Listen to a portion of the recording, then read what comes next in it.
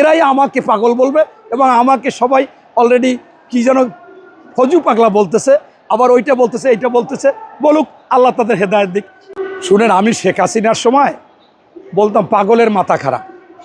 এখন পাগলামি করে কিন্তু অনেক দিন পাগল টিকে থাকে, সাধারণ মানুষ আর থাকতে পারে না।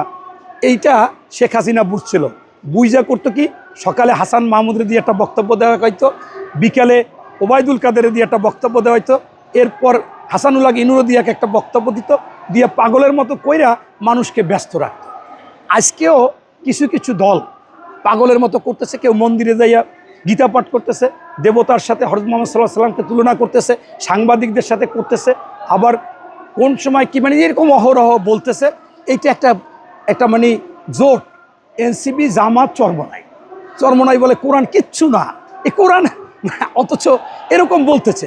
আপনার দেখেন যে এই যা কিছু বলতেছে একেবারে পাগলের প্রলাপের মতো, উল্টো